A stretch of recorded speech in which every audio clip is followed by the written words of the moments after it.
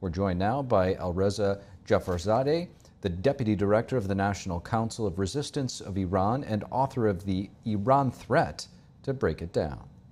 Elireze Jefferzadeh, thank you so much for joining. Thank you so much. Iranian Foreign Minister Abbas Araghchi, he's visiting China, of all places, today for consultations ahead of a new round of nuclear talks with the United States. The visit is seen as quite significant in deepening political trust between those two authoritarian regimes.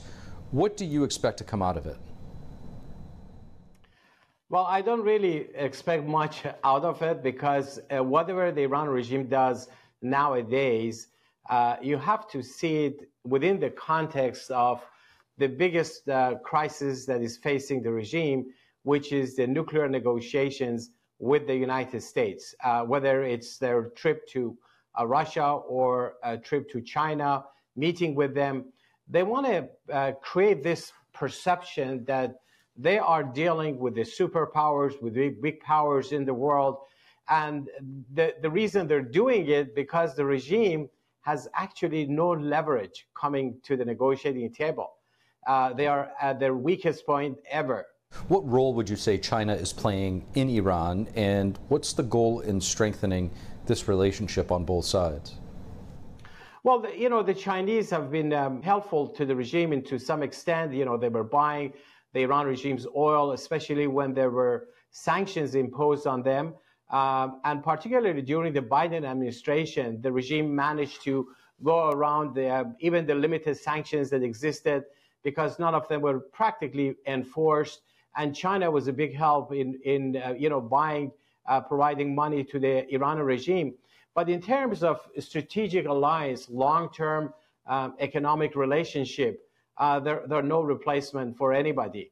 Even the Chinese understand that if the regime is not allowed in the economic market and they cannot comply with the free world, there is not going to be a major prospect for change for them. And that's why even the Chinese are looking at the outcome of the nuclear talks between the United States and the Iranian regime. Remember, whatever economic benefits the regime will get, it's not going to change the equation. It's not going to improve the economy, because the economy of the Iran regime is corrupt, is controlled by the Revolutionary Guards and the supreme leader. No matter how much money you inject into the Iranian economy, it will end up in the pocket of the clerics and Revolutionary Guards, or end up supporting and funding their proxies in the region, or the nuclear weapons program of the regime. So I don't read very much out of it. I think the United States should understand that these are a lot of maneuvers that the regime is doing at the same time that they're trying to see what they can get out of the negotiations. Now, given reports that Moscow may be a destination for Iran's stockpile of highly enriched uranium, might Russia play a key role in brokering a nuclear deal? I'm not sure what role they can actually play in this, because they haven't really been a significant part of these negotiations in the past. This time it's basically the United States and the European nations to some extent involved in it. If Russia was really able to help the regime, they would have helped them save the biggest ally of Tehran, Assad, in Syria. They got Russia involved in 2015, 2016. That's how they saved Assad. Now, this time, in just this past December, within 11 days, the whole thing collapsed, and Russia was nowhere to be found. If they were really going to be helpful to Tehran, they would have done it there. It wasn't there. Why? Because the whole situation has changed. This regime is weak.